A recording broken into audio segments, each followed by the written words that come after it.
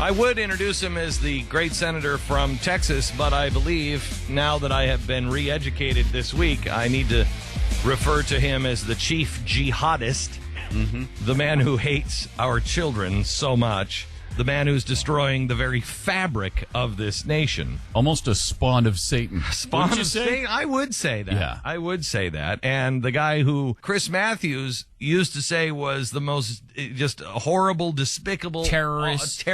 Joe McCarthy. Now says, finally, the president has met his match. Ladies and gentlemen, the one, the only, Ted Cruz. How are you, sir? Gentlemen, I'm doing great. I think you're just trying to sweet-talk me this morning. Yeah. That's what we'd expect you to say. I have to say, after listening to Harry Reid, my wife Heidi turned to me and said, goodness gracious, I didn't realize you were such a rotten guy. Yeah, I know. What does it say about her, Ted? Seriously. Well, so I'm amazed at a couple of things. First of all, they're now calling people who are, following you or, standing up for the correct principles of this country. They're now calling us jihadist. A congressman said that on the floor yesterday, that we are waging jihad. And I want to make it very clear that, yes, that's exactly what we're doing, because we learned from those same people that jihad is a peaceful inner struggle that is just trying to purify themselves and their community. So, well, you know what? I'm going to leave that one alone. But I will say this. As the Bard wrote long ago, methinks she doth protest too much. If they were right that what we're doing is hopeless, is doomed to fail, which, mind you, they've been telling us for months. I know. Then why are they screaming so loudly? Why are they getting so personal? Why are they so filled with hate and fear? And it's because the American people are mobilized, are passionate and energized, and even worse, understand that Obamacare is hurting millions of Americans, and that has the left terrified out of their minds. Ted, I think what bothers us maybe the most about all of this are some of the Republicans who have joined in the vitriol and have been even stronger in spewing it than some of the Democrats, like Peter King. What has happened to these people? Is it? You probably don't want to speculate on it, but to me, it seems like, I don't know if it's jealousy. I don't know if you're getting too much attention for their liking. I think the people like John Boehner. John Boehner, that letter that went to the White House. Do you care to comment on that at all, Senator? I mean, this is shocking and exactly what the Tea Party has been saying these people will do. They'll make all kinds of backroom deals, backdoor deals to improve their situation, then come out and lie to us. I mean, it's bad. Well, look, the answer has always been that the only hope of stopping Obamacare lies with the American people. The only reason we're here now is because millions of Americans went to don'tfundit.com, signed a national petition, called their representatives, spoke out. And that's why the House of Representatives act. The House listened to the people, because when millions of constituents melted down the phone lines, signed the national petition at don'tfundit.com, the House had no choice but listen. And to win this fight, look, we're in the middle of the fight right now, Glenn. Your voice matters so much, and the voices of your listeners matter so much right now, making clear this is Harry Reid's shutdown. This is Barack Obama's shutdown, and they need to stop being obstructionist, fund the government, but stop this train wreck that is Obamacare that is hurting millions of Americans right now. Well, there's a couple of things. First of all, if you look at the stats, nationwide they may have signed up 10,000 people. Maybe. They've just announced in Connecticut, they're very excited. They have now signed up just less than 0.1% of those who are uninsured. So there's no clamor for this. The stats that are now coming out, because you can track website stats, and They said, hey, this is huge. No, it's not. It is an absolute disaster, and there is no clamoring for it. The second thing that is really important to show is the House, I think, brilliantly decided we'll pass each part of it. We'll pass them and keep sending them. And you are the one who is picking and choosing, and you're saying my way or the highway. When Harry Reid yesterday came out and said about, hey, there's the National Institute of Health. They're not starting studies. They're not starting new studies.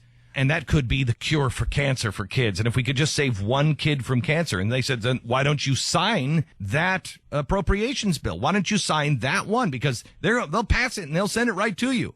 And then he didn't know what to say. And so it shows that everything they're saying, everything they're doing is a lie. Well, Harry Reid and Barack Obama believe the shutdown helps them politically, so they want the shutdown.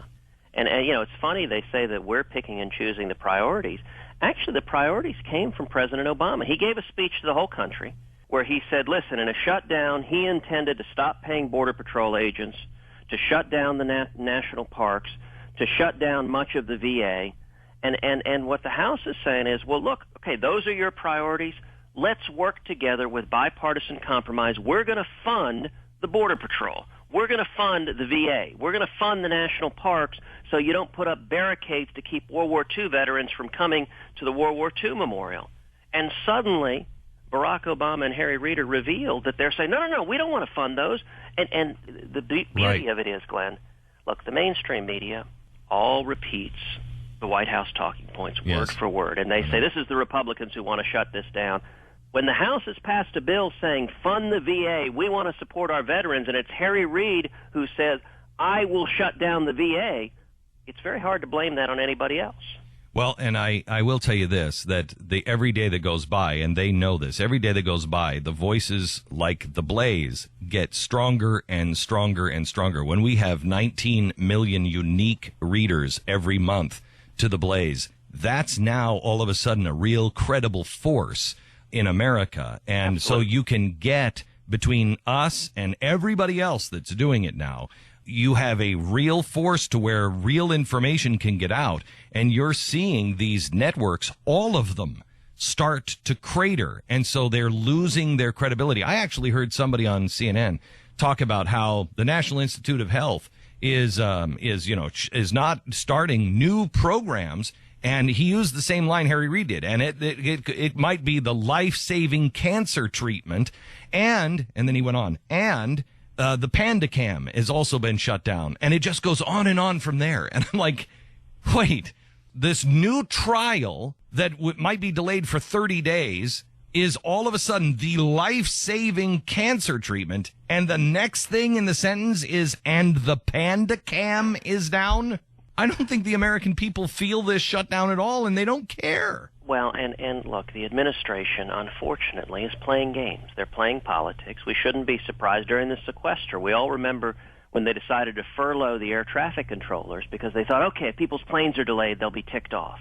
And they put it in writing, and everyone understood the games they were playing. They're doing the same thing here. You've got, there's an article on Drudged right now about how the Park Service has put up barricades to block the parking lots at Mount Vernon. Mount Vernon is privately owned and operated. It's not closed. So the Park Service, apparently, according to the article on Drudge, has gone to put up barricades to say, we want to shut down the parking lot so that if you come to Mount Vernon, you, too, don't get to see George Washington's home because we're going to affirmatively stop you from parking. We were talking about that story this morning, and I'm not sure if that one is true yet. We're still checking on it, but that might be true, but I'm not sure if it is. Look, I'm repeating the story. I don't know if I know that. But I do know the pattern. I do know there are barricades on the World War II memorial. Now, here's the question I have for you, because your father escaped communist Cuba.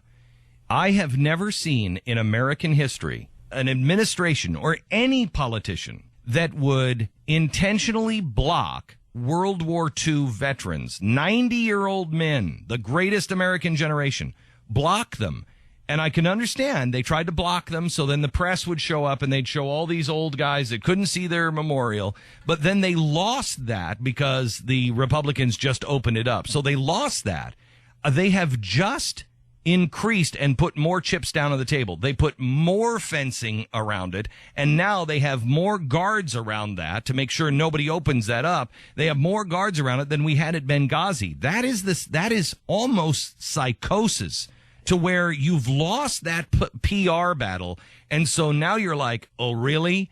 I'm going to take those old men and shove them around. This is really a frightening Marxist principle. Their priorities are all partisan, and they view it, they want the shutdown to continue, and they want it painful. All right, let's just take parks and memorials. The House has passed a bill to fund all of our parks and memorials, to open every one of them up. Every Senate Republican wants to open every park and memorial. And by the way, those bills don't mention Obamacare. It doesn't say anything about Obamacare. Just says, let's keep the parks and memorials open. And President Obama has threatened to veto it. Harry Reid today, in all likelihood, is going to step forward and say, no, do not open the Statue of Liberty. Do not open our memorials. And at that point, even as shameless as the mainstream media is, it becomes very hard to hide who it is that's shutting these things down. Here's the really scary point. The president came out yesterday, and I think he's trying to spook the markets. I mean, they are starting to spook they're intentionally trying to spook the markets by saying, this is going to have long-term effects on everything. This is going to have a long-term effect on our security, on our economy. I think they are trying to spook the market into some sort of a Black Monday kind of thing. It's a Marxist Saul Alinsky principle. Yeah. They'll take a wrecking ball to this thing. So let's talk about how we turn it around, because it's the same way we got here, which is every one of your listeners that has been engaged, that has been energized. The fight is right now, and what's changed, you put your finger on it before, with all of the listeners at the Blaze, all of your subscribers, all of the millions of Americans who are no longer dependent on the mainstream media, but now have avenues to find out the truth and to speak out. This is the battle right now, and every one of your listeners, let me encourage you, go to don'tfundit.com, sign the national petition, phone, email, tweet, put Facebook comments on every Senate Democrat saying, do the right thing, stop the harms of Obamacare, and open up the government. And thank your House Republicans for standing up and doing the right thing. They should hear words. When they do the right thing, we should praise them, and I salute their courage for listening to the American people. And then, every bit as importantly, tell the story. Get out and communicate with your friends, your neighbors, your coworkers. I've got a website, jobsgrowth.org, where people can go and tell their personal stories of how Obamacare has impacted their life. You can upload a video on jobsgrowth.org telling how it's impacting you. But we're going to win the argument when millions of Americans reach out to their friends and neighbors and coworkers and say, this thing isn't working, it's hurting America. We need to pull back and stop these harms. Real quick, I'm just watching, as you're talking about this, I see Louis Gohmert up on Fox News with the banner underneath him. Louis Gohmert responds to claims he's playing politics with World War II vets.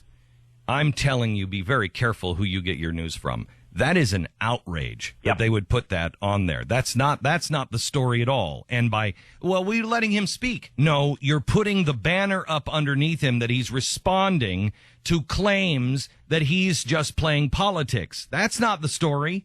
What are you doing there? And this is a guy who is taking down the Karl Rove, and you are too, the Karl Rove GOP. I'm telling you, hashtag defund the GOP. How would you feel about Louis Gohmert being your junior partner from the state of Texas, sir?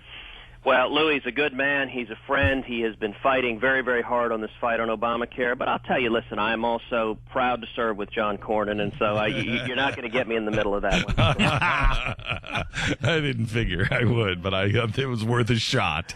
All right, Ted, thank you very much. I appreciate it. Well, thank you for everything you're doing. It makes a huge, huge difference. And we're winning right now. We're winning the debate. I know. That's why they're scared. That's why they're attacking us. The more shrill it gets, the more scared they are. I know. Thank you very much. I appreciate it. Thank you. You bet. Bye-bye.